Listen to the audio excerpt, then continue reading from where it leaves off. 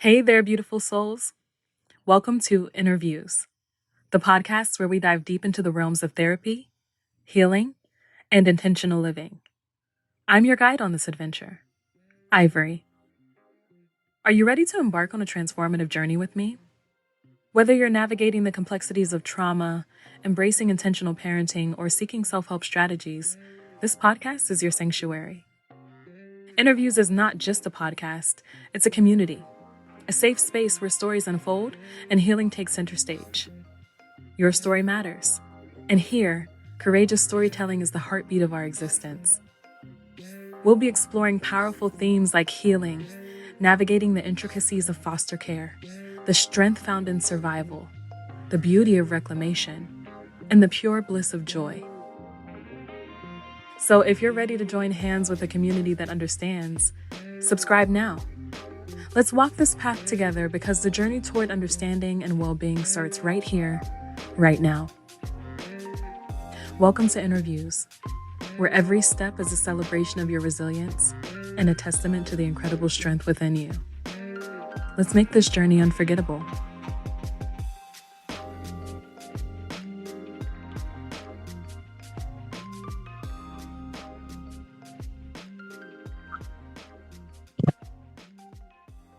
Okay, hello everyone, and happy April.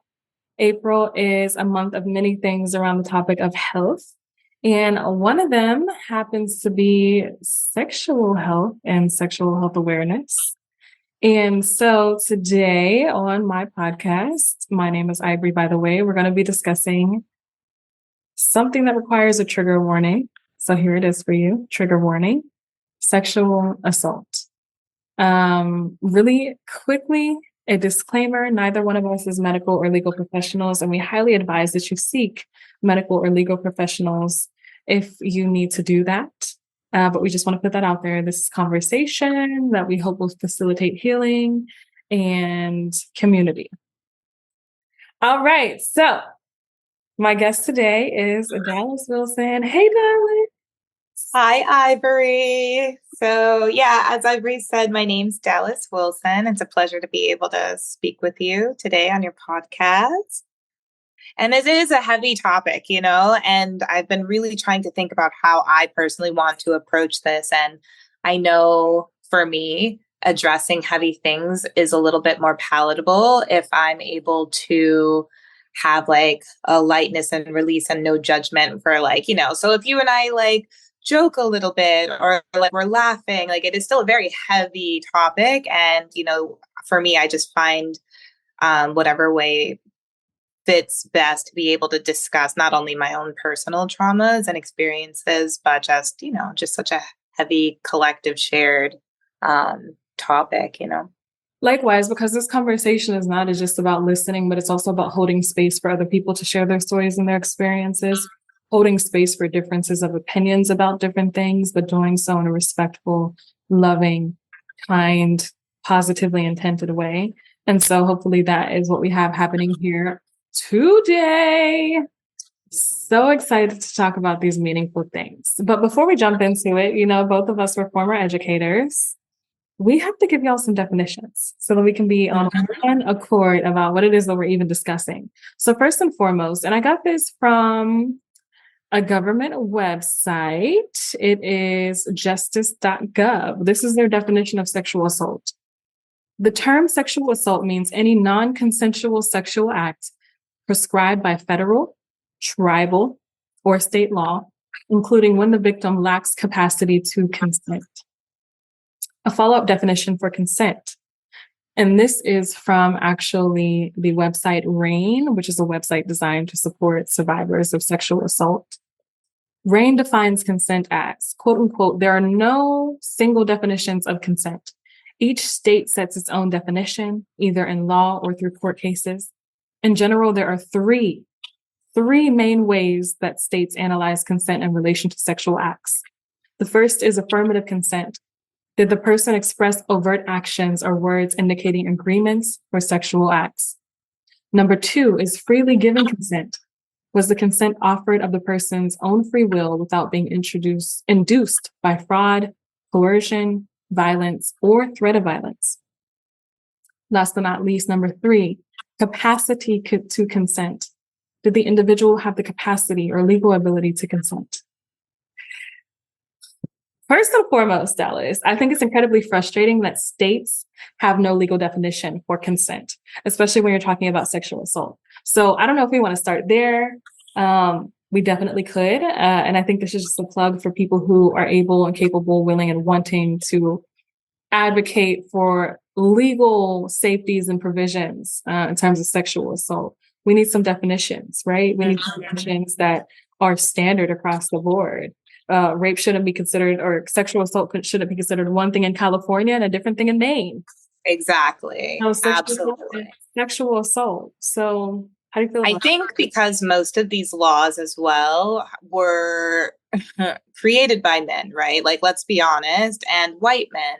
The fact that you have 50 states with, millions and millions of people, like all throughout the US, and there's not one solid over-encompassing federal law that can really clearly define what sexual assault is. And, does that mean that there's no one definition for rape? Does that mean that there's no one definition for consent? All of this stuff. And that's what we're living in, like this society. And in my experiences, I've dealt with men who have made their own rules for what each of these kind of topics and definitions are. And, you and I, we have our own like rules too, but sometimes the rules do not like overlap, or even, they're not on the same page. Right. And so for me, I feel highly uncomfortable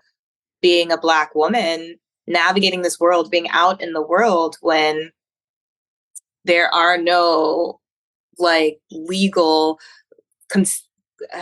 there's no legal 100% like consensus for what this stuff is. So it's just kind of like, it's like living out in the wild, Yep. And if there's no legal consensus, there's no legal understanding. And if there's no legal understanding, there's no legal protections.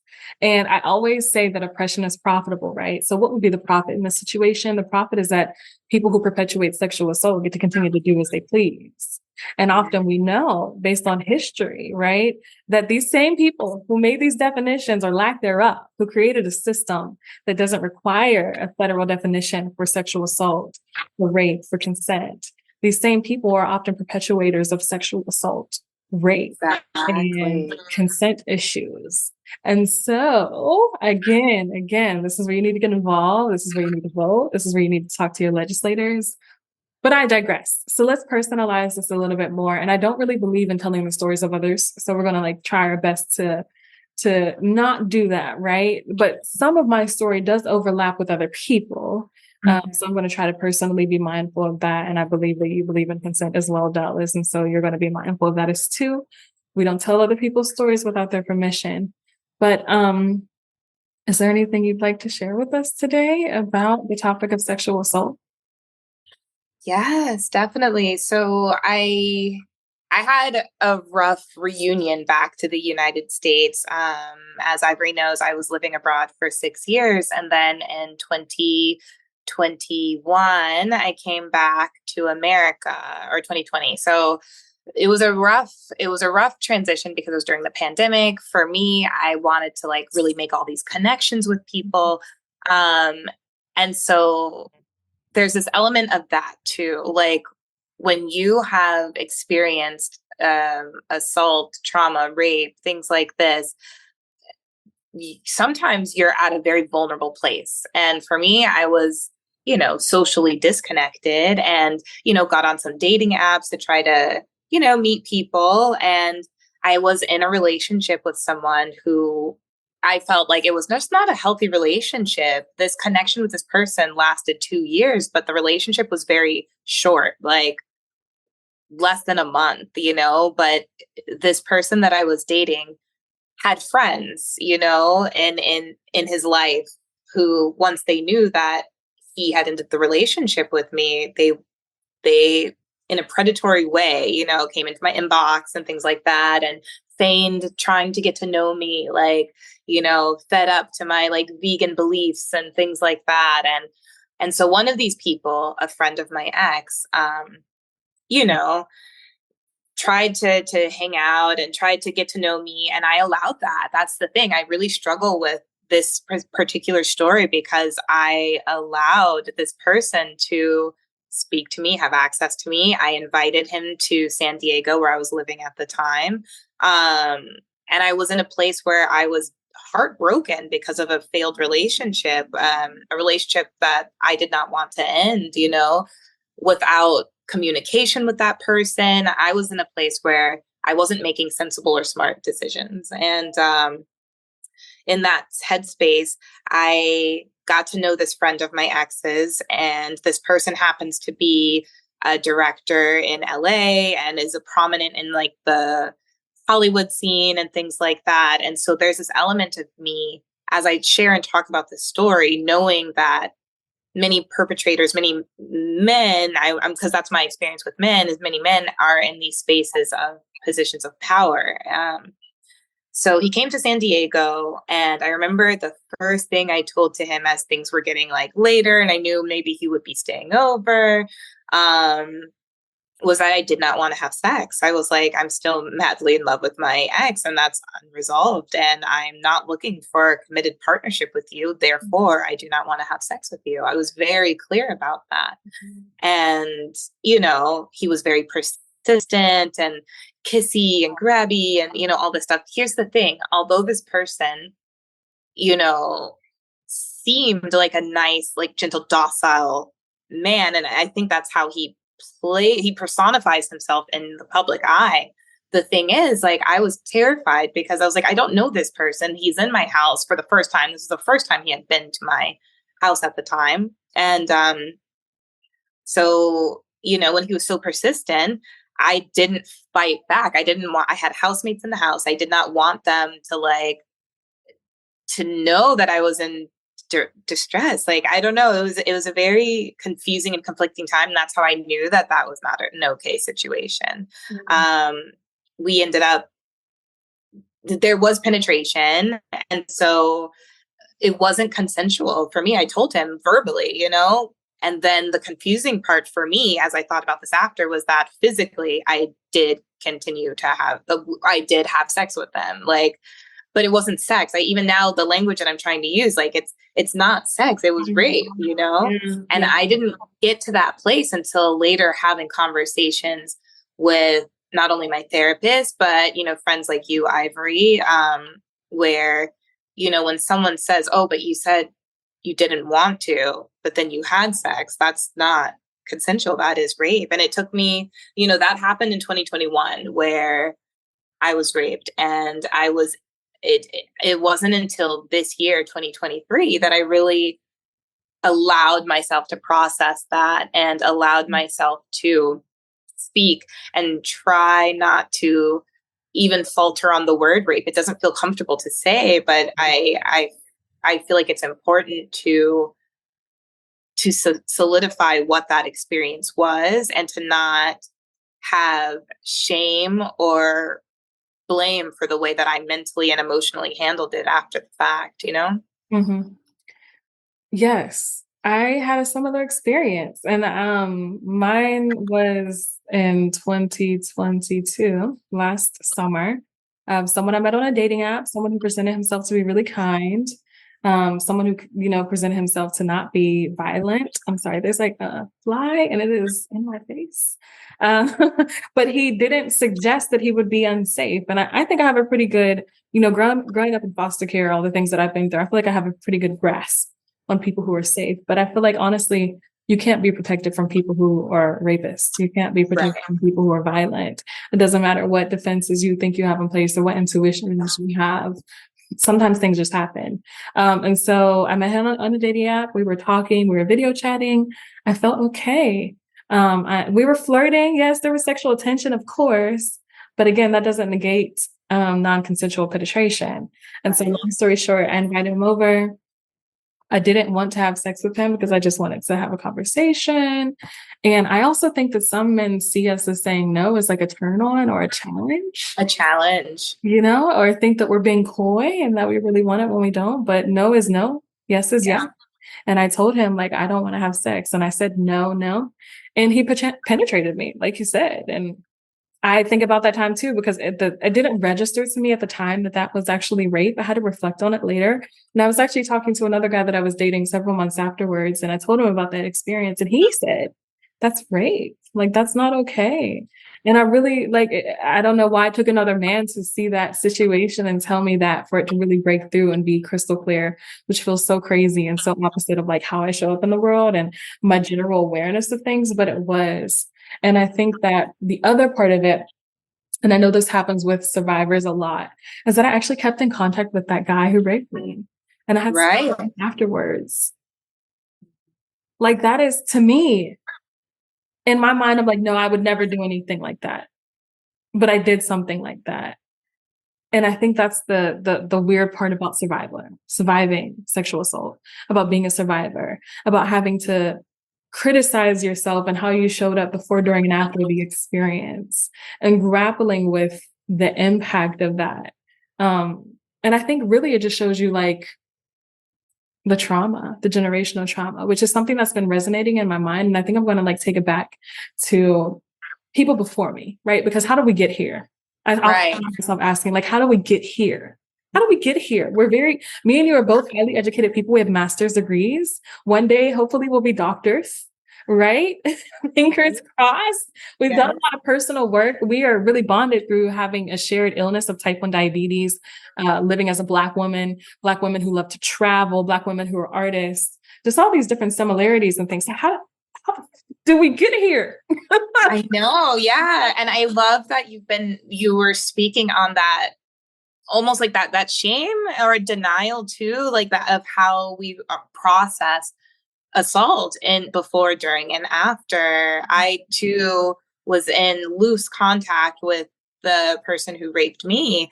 And part of me felt like, oh, well, if I'm in contact with him, then that wasn't a violent act. Then I wasn't a victim.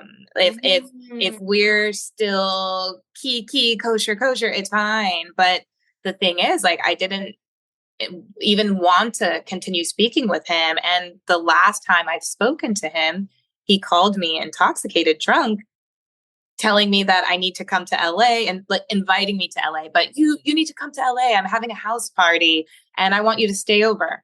Not addressing the last thing. And I felt like this might be the last time that I spoke to him. So that's in that moment when I said, so, like, you raped me the last time. I told you I did not want to have sex, and there was penetration. So what, and he had no words. It was almost like uncomfortable laughter, and well, like, you should come to LA anyway, and, this and that. And I was like, no, I'm not coming to your house. And I'm not, and for me, it was just so alarming how even addressing that act, his priority was like, why are you talking about this? No, come to my pleasure, like me. Like, what the hell? Like, he has no idea how his behavior and his actions and his relation to my former boyfriend, like, really fucked me up, The fucking cluelessness of it all. And I think that's also why men and people who identify as other non-gender conforming people need to be a part of this conversation. I need to be a part of sex education overall, because I also feel like my perpetrator had no fucking idea that what he did was considered rape to me. And let me tell you something. This man literally asked me to fucking marry him. He would have taken me as his wife if I would have just been like, okay, yeah. And I think men throw marriage and love out there, though, too, as power manipulation tools. And, well, if I tell you that I love you, if I tell you that I want to marry you, then me treating you this way it's okay, and it's not. The thing that, like, makes me so incessantly angry about it is that he also has 2 daughters. And they're beautiful.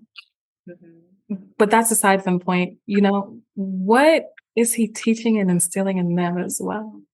But that's the generational, maybe trauma and weaving of oppressors, rapists, people who do sexual assault. Like when they then become parents, is it having a child who is usually the victim of their behavior? You know what I'm saying? Like, absolutely. And so I want to get into a little bit of story that reminded me of epigenetics. I talk about this all the time in the advocacy work that I do. Me and you also both deeply talk about the impact of trauma, and it's a manifestation in the form of disease, whether that be mental, physical, spiritual, or whatever. So let me tell y'all the story. Right. And again, I don't believe that I've been sent here to tell the stories of other people without their consent. But these two people in my stories, I believe I have their consent, and I believe that part of my destiny is to tell their stories. So I'm talking about my mother and her mother. So my mother and my grandmother, who I call Nana. Okay. I've only ever had one grandparent in my life, and she was just so sweet and so precious to me. I can still feel her soft skin and how she smells. She smelled like Downy, and just like sweet grandmother justness. But my grandmother, she, and I also talk a lot about the intersectionality of race, socioeconomic status, all of these different things that really do inform this conversation that we're having here right now. My grandmother was raped by the KKK in front of her children, right? And so this is a woman who was born in 1927. And if we think we don't have agency now, can you only imagine the lack of agency that they endured and went through back in the day? And I'm giving you that context just so that you can understand, how did I get here, right? How did I get here? Because I think that we also find ourselves in situations where it's like, oh, this doesn't actually make sense for me. This is actually not on brand. Right. So how did I get here? And I think that sometimes those answers lie in our ancestors. Sometimes those answers lie in our parents and in their parents and in their parents. And so it's important to look at our own histories and understanding how we got here. So my grandmother, who was born in 1927, her name is Ida, loved her dearly. She was raped in front of her children by the Ku Klux Klan. Right. And so we've talked about before about how having these loose definitions of sexual assault can be protected. These men were white men. I'm sure they were powerful. I'm sure they owned businesses. I'm sure they were respected community members. They went and they sexually assaulted my grandmother in front of her children. And y'all know that I always talk about this too, because I'm a doula, and the health of Black women, especially during labor and delivery, is a severe passion of mine. And we don't talk about it enough, so I'm going to talk about it. But when you think about epigenetics, and when you think about the health of Black women in particular, so as a woman, I identify as a woman. I'm assuming that you identify as a woman, but please. I identify as a woman, yes. Okay, I don't want to misrepresent or assume your gender, but I just did. Sorry, that's not a good practice, but we're learning here. We're growing, okay? Thank you, yes. While we're at it, what are your pronouns, Dalyce? She, her, thank you. Okay, awesome. Mine are also she, her, and hers. And so as women, biological women, we were actually present in the bodies of our grandmothers.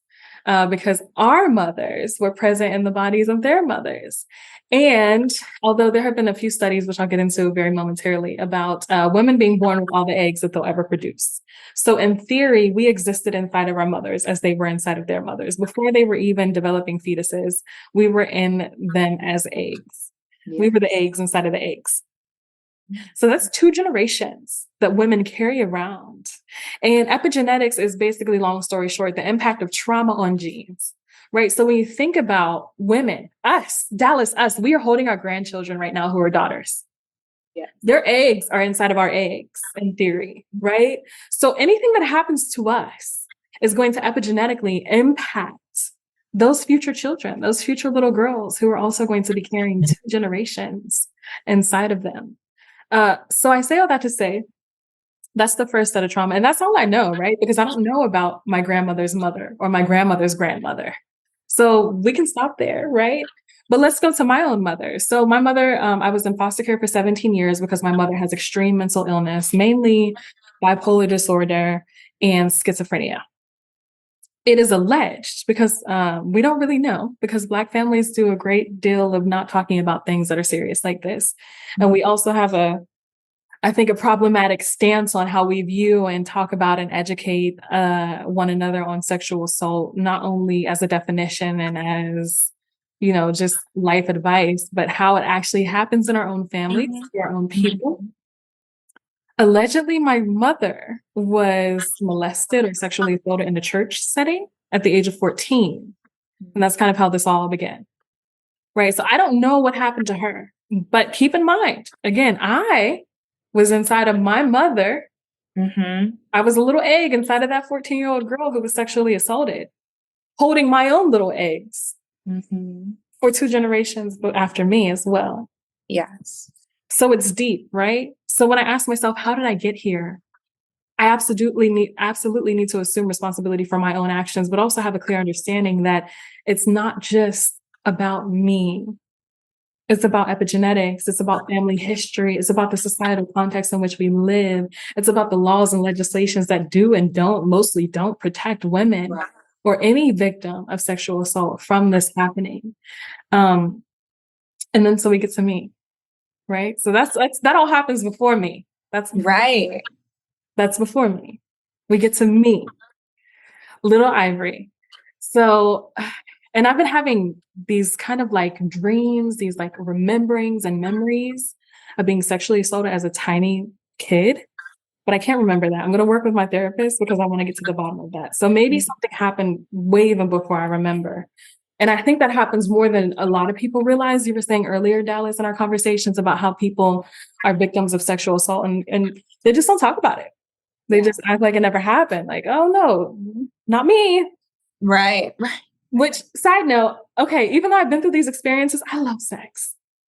And that's the thing that we also need to talk about. Is that connected to the trauma? Is that just our being? Is there other factors? For me, like I said, I'm a very spiritual being. So I believe that sex is a true fusion of pleasure, but also healing, but also communication, but also data, but also, it's what brings life into this world, and yes, there's science and all this stuff, but when we're talking about sex and the connection between 2 bodies, it's something that is truly magical. And so to be assaulted, to be raped, to have trauma from different generations, feeding into us, sometimes I've had a strained relationship with the pride for how much I enjoy sex. I love, love, love sex. And I like to have it a lot, Me too, girl.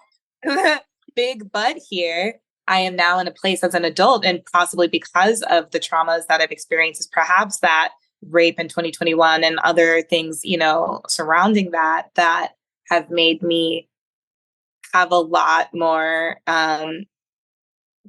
like discipline. I'm right now, I'm currently celibate, and it is by choice, but also partly, if I find someone who would be a great fit and who makes me feel safe and other non-negotiables, then I would love, love, love to share my body with. But, I'm all about health, healing, and ethical. So it would have to be an ethically monogamous relationship. There'd have to be communication and things like that. Just because for me, not only living with type 1 diabetes, but just experiences, I just feel like it's too traumatic for me to be sharing my body with so many people, like just on a cellular level. This has nothing to do with judgment or people's lifestyles. It's just, for me, it really affects as an empath, as like a very gentle spirit. If I am being penetrated, if I'm being penetrated by someone who has low vibrational energy or unhealed trauma that they are not addressing and that they're just feeding into me,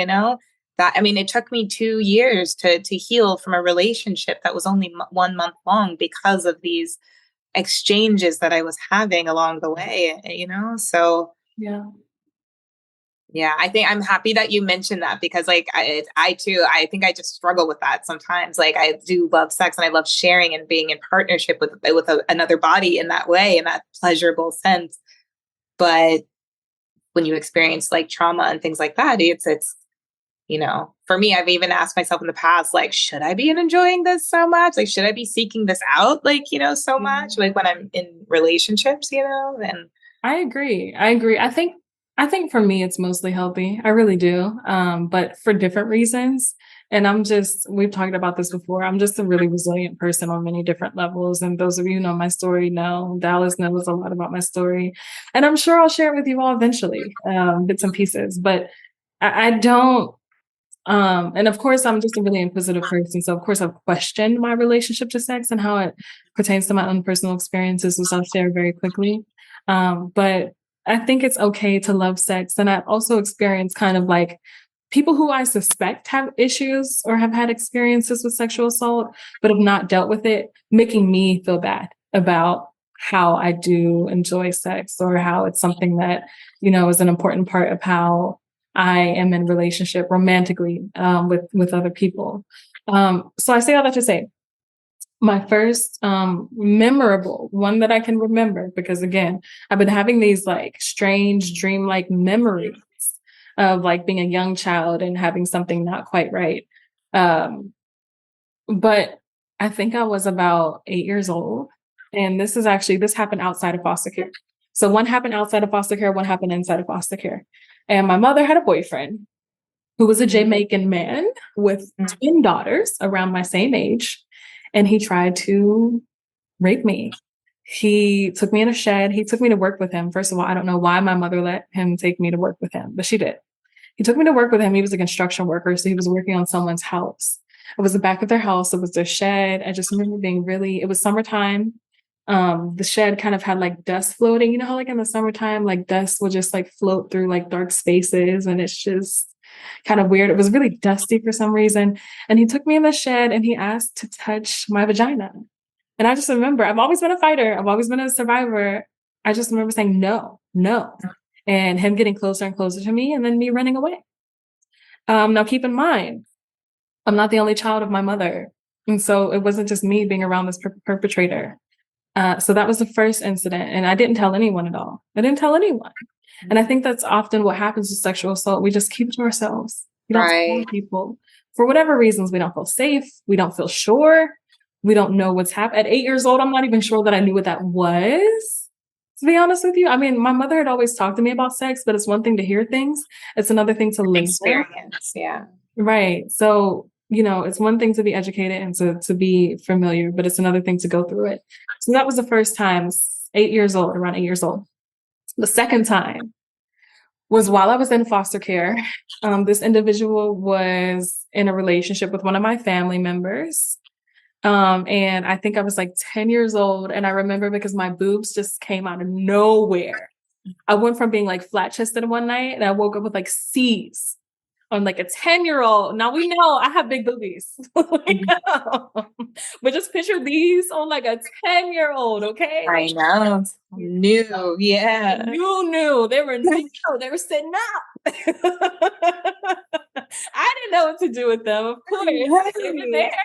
They were there. And I remember this person, he said, I remember because it was SpongeBob on the TV and he was like, come watch TV with me. And I was like, okay. And then he's like, let's lay on the floor together. And this, again, SpongeBob is in front of me. We're laying on the floor. He's behind me and he's like rubbing on my breast at 10 years old. Did I tell anyone? No. Because who am I going to tell? Right. What am I going to tell? Do I even have the language at that time? Do I have mental and emotional intelligence at that time to be able to understand what needs to be done in that situation? Do I feel protected and safe enough if I was to share this? No. That's the thing. Like, do we feel safe to open up and share? And I feel like for your situation, it's like, no. For my situation, is no. Other people that I've talked to, no. Like, it doesn't, even society, if we go out of like our family and people, friends that we could talk to, anyone, just as a society, it's not safe for people to talk about being victimized by someone who rapes or sexually assaults you, And not just people, but Black women and Black girls, especially. And so to get into misogynoir, if you don't know what it is, I really highly suggest you looking into it. But we also have a definition for you as well. So Oxford Dictionary defines misogynoir as dislike of, contempt for, or ingrained prejudice against Black women. Here's an example. Misogynoir shows how sexism and racism manifest in Black women's lives to create intersecting forms of oppression. And I think for me, as a little Black girl who never got the chance to be a little kid, I was always adultified. I was always taking care of my little sister. I was always being responsible. I didn't even cry. I'm in like 40 days and 40 nights of crying right now, Dallas, because I feel like I am releasing all the Yeah. tears that my inner child never got to. And it just, 1,000%. it's heavy. It's sad. It's intense. And to be honest with you, I know more Black women than not who never got to be children, whether they were in foster care or not. And I think also just when you think about our stories in particular, how having type 1 diabetes, having a chronic illness as a child, I think any child with a chronic illness or serious illness also doesn't really get that chance to be carefree and to play and to engage in the world in a way that is childlike. And so I say all that to think about intersectionalities. And we mentioned earlier about being in contact with our rapists, with our assaulters. And I added that man who molested me on Facebook. Mm-hmm. And to this day, I don't know why I added him on Facebook. Mm-hmm. I do not know why. I don't understand it. And a lot of people, again, a lot of survivors will stay in contact with their rapists, with the perpetuators of assault. And I think that we really need to learn more about shame and about suspending judgment in the healing process. Right. So here's another definition: healing. Again, Oxford Dictionary, the process of making or becoming sound or healthy again. And first and foremost, I want to take it back to the people who are actually committing these acts of violence against people. I think that are often, and I've written about this, I've talked about this, often oppressors don't even know they're oppressed, right? So these people who are committing these terrible violent crimes towards other people, yes, they are violent. Yes, they have been oppressive, but they are also being oppressed. They are also victims of violence and they don't understand it. And I think that is why we continue to perpetuate it as a society and allow it to happen. It goes back to education. Kids need to be educated on the words about their body, the anatomy of their body, literally. It is really dangerous to not teach kids that something is a breast, something is a nipple, something is a vagina. It's a vagina, yes. Anus, like that is where in court, things will get tricky if kids can't identify these anatomical structures of the body. So education is important, giving kids not only the vocabulary words to talk about their physical anatomy, but also to talk about actions that other people take with them or against them. And then the other part of that is the emotional intelligence to recognize when you need help and to just be able to communicate your experiences and just good communication in general. Because if your kids don't feel safe talking to you, there's some work to be done. There's some work to be done.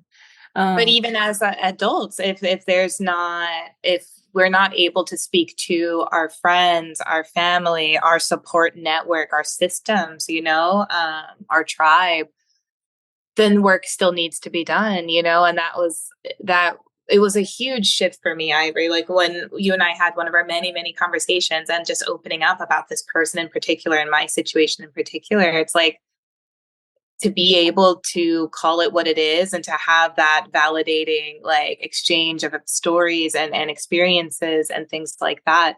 For me, that was the first step from my healing journey. And I think it's a great idea to kind of share, because we've talked about the heavy experiences. We've talked about being made to feel uncomfortable and violated and even our behaviors in relation to that and how we feel about our behaviors. So with healing, for me, I'm a communicator. So the first step for healing was really to address it, talk about it, and call it what it was. And I'm still on this healing journey, that happened in 2021. I think that it will be something, as you mentioned earlier, that the genetics, like, my future children are in me and like my grandchildren, and I want to do the work to do the healing that I can do, I think if I just sat back and just said, okay, well, I'll just like, maybe I'll talk about it or, anything like that, I don't think that my body would rid of the feeling of trauma, the trauma's still there in my genes, in my hair, you know what I'm saying? Mm. But there's work that I'm doing to rid the trauma. So I wanted to ask you maybe like how, like your journey with healing, like where are you with that and with that man? Are you still connected with him online? And I'm gonna have to check my Facebook to see if I'm still his friend or not. The other man I don't talk to, like literally after he asked me to be his wife, I was like, you have to be fucking kidding me. Like the lack of awareness is egregious, and it's just utterly heartbreaking that you're also responsible for raising two future young women who are gonna be beautiful no matter what. But like, my God, I'm fearful for like their boundaries and what they'll deem acceptable from men. So my own healing journey, I think I'm just at a point in life where I'm a little tenderoni. And I don't think people are realizing that because they're used to me being so stoic and so serious and so like, I don't cry, but no, girl, yeah, I be crying, y'all. you no, yes, that's so fantastic. I'm honestly happy to hear that because I remember in college, you were going through so much and taking care of your mom and things like that. And it was wild to me that through all of that, you were not, like releasing. So I'm happy that you are now in a place where that is part of the healing journey to like. Yeah, crying is. But I had to get to a place where I didn't feel shamed or regret about crying. And I really had to get to a place to where even if it's uncomfortable, I'll still push through it because I know that there's scientific studies about like the composition, the chemical composition of tears and different types of tears. And we can drop it in the show notes so y'all can see. But, different tears have different chemical compounds in them. And so realizing that like crying and grieving through trauma is an important part of it. And so giving myself permission to cry, I think was one of the biggest things that I'm doing in terms of healing, specifically the sexual assault. The second thing I think is easing into the soft life and allowing the people around me to hold me, allowing the people around me to choose me, especially when it comes to dating and men. My goodness, allowing men to show up and do all the work is like the most beautiful thing. Let me tell you something, girls. If a man wants you, he's going to show you that he wants you. He's going to have you. He's going to do all of the things, but he's also going to listen to you because if you tell him no, he's going to respect that. But he's going to do all of the things that you want and need from a partner to do to make you and to make you feel loved, to make you feel valued, to make you feel wanted. So easing into the soft life in terms of not only allowing men to show up and do what the hell it is they were made to do in the most consenting, positive, powerful, empowering way, but also allowing those around me to love me and to support me and to hold me. And then last but not least, just continuing to do that inner work of addressing any mindset issues. Like if I do find myself judging myself while I'm crying, like, girl, why are you judging yourself? No one's even here right now. You're in the shower right now. No one sees you crying. Let it out. Why are you judging yourself? And so just continue to doing that work with my therapist and again, even with my community in terms of normalizing crying and processing and emotional vulnerability, and also continuing to grow my own understanding of different things that have happened, not only just in terms of sexual assault, but just in life in general. What about you? What things have you done to work on your healing? As you know, I recently moved into my own apartment. So this is just me, myself, my own energy. That was a really big thing. I wasn't able to process the rape. I was living in a house with other people where the rape occurred. And I was spending a lot of time in my room because of depression where the act had happened, So I needed to get out of there. And then when I relocated to LA, I still wasn't really processing things because it was like a new start of a new job, this and this and this. And, I wouldn't say that there was kind of like a big breakdown, but there were moments I think where I did kind of like snap and have like these these moments with self where I was like, you have to address this. You have to talk about this to yourself or to someone. And so I have been in therapy. And so that is a big advice that I have for anybody and everybody, especially Black women, especially people in our community. My experiences with having a Black female therapist is one where I feel truly supported on my journey with my goals for mental and holistic health. And so talking about that with my therapist has given me some tools to kind of like work through questions to be asked, behaviors that I can be mindful of and things like that. I think I think also the communication with the female friends that I have in my life, and some male friends too, just how they treat women and how they treat treat their own body and treat others, and even things with like pleasure mapping. This is something that I love to do when in a partnered relationship, is to show someone where the pleasure points are on your body and have them observe, learn. And then for them to show you where the pleasure points are on their body, and for you to learn, see how they touch themselves, practice safe consensual touch and things like that. So I'm in an odd space right now where I'm not in a relationship and I feel like I haven't had physical touch, and I'm really in a place where I know that that is necessary for my healing. Like even just like self touch, I'm like I do a lot. Like I'm like self hugging and things like that, or like like I'll like touch my ears and things like. But touch is so important, and to not have that, I'm just trying to find other ways. I'm not ready right now to be in, I think, a committed relationship. I think there's some things that I'm looking for before I can fully give all of myself, because I felt like I wasn't giving myself to these people in the past. I feel like I was being picked apart and taken and leech. Like these men that I've experienced feel like leeches. And so right now I'm just restoring myself, like getting to know people, getting to know myself, exercising a lot more, focusing on listening to good music, having dance parties. I spend a lot of time in front of mirrors. Somatic movement. Yeah, absolutely. I think getting reintroduced to my body has been really important, like being in front of mirrors. And it might sound uncomfortable or odd, but I think everyone with a vagina should sit with a mirror and look at their vagina and see. Oh yeah, check everything out. See what's look at them little labia. See what's up, Yeah.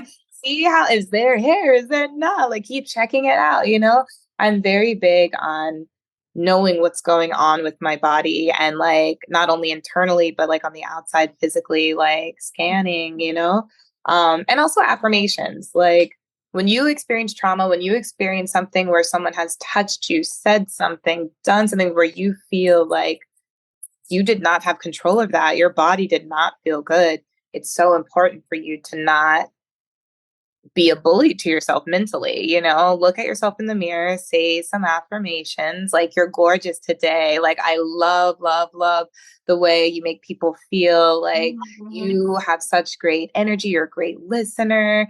You made a bomb meal last week. Like you're such a great chef. Like, just say things that will help make you feel rooted in the love that you need others to treat you with, like I love myself so much. And I think it's bothered a lot of former partners. And I think because they saw that love, it's almost like they wanted to do something to put a kink in that, yeah. So that reminds me too, massage is a great way to get touch if you feel like you can't get it. Personally, you can go pay someone to touch you in a consensually safe way. It's also something I feel like is so important for just releasing trauma from the body. And then also like taking care of your body. Of course, we're always going to advocate for taking care of your mind through therapy. And there's more than one form of therapy. Talk therapy is not the only kind of therapy. So don't be afraid to try different therapists or try different methodologies. But also taking care of your body, cleaning yourself consistently. Yes. Do what you a lot of showers. Take a lot of showers. Do what you need to do to feel beautiful, to feel pretty within your means. You don't always have to pay for it, but if you can, treat yourself. Get that hair removed if you don't like it. Keep it if you like it. Get your hair done if you want. Cut those dead ends off. Hair holds energy. Just do what you need to do to take care of your body. Your body is your temple. And I'm not saying that from a religious standpoint, but I'm saying that from this is our home. This is where we live. Yes, we live. Yeah. We live in these bodies. So keep them clean and keep them cared for out of reverence and adoration. So yeah, we're doing the work. We're not perfect. I think one of the biggest takeaways from this conversation is that we need to educate people on not only what sexual assault is, not only what the body is, but also what consent is. Because if these boys who did these things to us had known, maybe it would be a different story. Maybe, just maybe it'd be a different story. And women are not the only victims of sexual assault, and men are not the only perpetuators of sexual assault. We want to be very clear about that as well. Anyone and everyone can be a victim. Anyone and everyone can be a perpetuator. But I guess, what is our call to action? What are we asking of people, Dalyce? Well, for me, it's like I struggle with this whole thing of like, oh, well, maybe they didn't know. I feel like without a doubt, if someone says no, there's no feigning. I didn't know. Like, you speak the same language that I do. No is the same. We agree what no means, And so I think, I had a conversation with my rapist after on the phone where he was inviting me to get more sex, like, in LA after the fact. More And rape, more rape. more rape. Yeah, thank you. Thank you. Yes, more rape. And it's it I I have this question that I'm struggling with is, can there be retribution? Can there be a recovered or reformed rapist, sexual assailant, you know, can, oppressor? Is it possible to, and is it possible to truly forgive? For me, I'm at a place now where I have not been able to forgive this person because I haven't fully released the trauma from my body. You know what I'm saying? It still lingers. It's still in my thoughts. It's still something. And I'm not, it might be a thought that I have forever, but I know that I feel not healed from it. It's just a feeling. So that I haven't even started the process of forgiving because I'm not at a healed place. And I'm not going to, if I commit to healing and commit to forgiving, I'm not going to tell someone, oh, I forgive you, or I'm not going to tell myself that I've forgiven someone when I truly have not made that place. So that's where I am with that. But I struggle to think, like, even what would it take from my rapist to for me to be able to forgive, and for him to have a different, um what would you call it, like, label, or reputation in my mind. Yeah, Mm-hmm. legacy. Yeah, so many thoughts, but we need to wrap this up. I think my call to action is education first and foremost. I think too many people literally do not have the words, again, whether that be the anatomy or just the understanding of consent, the understanding of sexual assault, the Mm-hmm. understanding of, what do you do after someone says no, but you want to keep going? So Mm-hmm. really educating people on sexual education first and foremost, Yes, yes. but also the complex and nuanced reality of these different scenarios. So giving people access to understand their own bodies and to understand, the impact of their actions in terms of at what point do you become a rapist? Right, right. And then I think the other glaring issue is that we need to have a federal understanding of sexual assault. We need to have a federal definition of sexual assault. We need to have a federal definition of rape. We need to have a federal definition of consent and any other relating words or phrases as it comes to prosecuting people who perpetuate these sexual acts of violence. And then realistically, I'm just going to plan to personally continue to talk about my story, continue to do my personal healing work, and to continue to educate the children of my lives, whether they be my own or my nieces and nephews or the people who just come into my lives who are kids. You're going to hear from Titi about Right. these different things because I'm going to do my best to try to give you all the equipment and tools and skills that I can possibly depart onto you so that you can at least be equipped to deal with life, because life is going to keep lifing. But Mm-hmm. how many tools can you take in your belt to navigate that? And I guess my final call to action would be to everyone out there. Like, can you be honest with yourself about your past experiences with trauma, with sexual assault? Were you a perpetrator? Were you a victim? Were you both? We both, yeah. And can you be willing enough and brave enough to talk about that in a healing way so that we can all move forward? So Thank you so much, Ivory. And this is April 2023. So this is Is this Sexual Assault Month or Sexual Health Month? Or Let's look it up very quickly. I believe that it is Sexual Assault Awareness Month, but let me double confirm at YouTube University or Google University.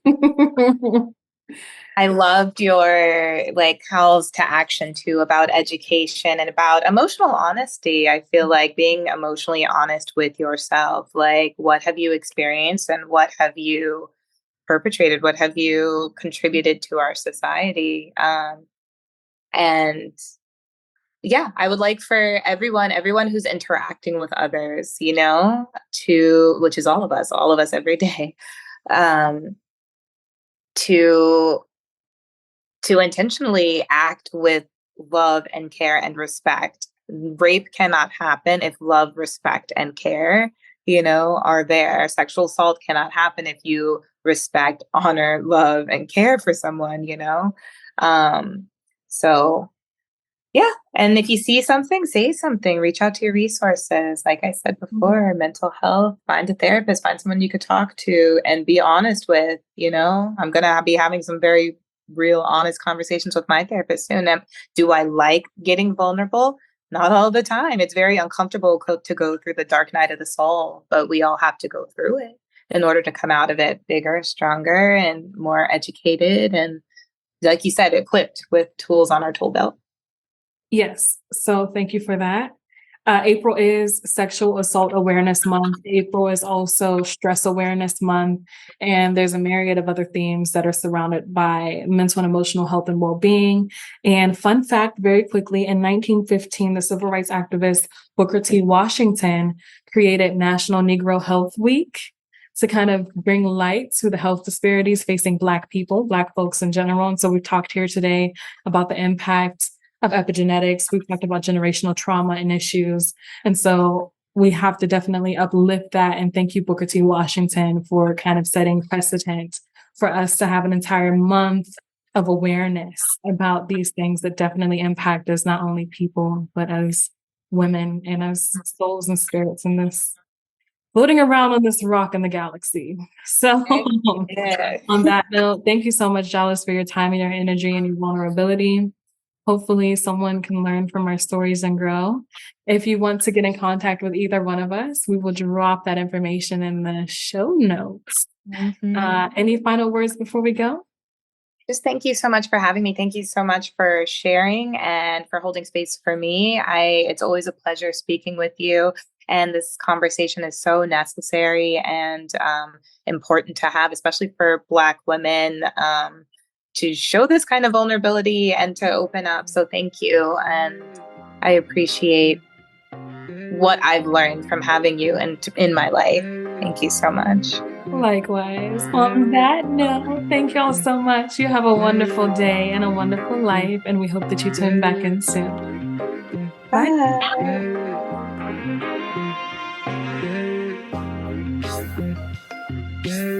The InnerViews podcast is a production of the Safe Camp Audio Network, which is a division of Youth Voices Rising via Fostering Media Connections. Please visit safecampaudio.org on the web or Safe Camp Audio on all major social media. This podcast was produced and mixed by Christine Onjoko. If you enjoyed this episode, we'd love it if you consider sharing, subscribing, and or giving us a 5-star rating on Apple, Spotify, or wherever you download your podcast.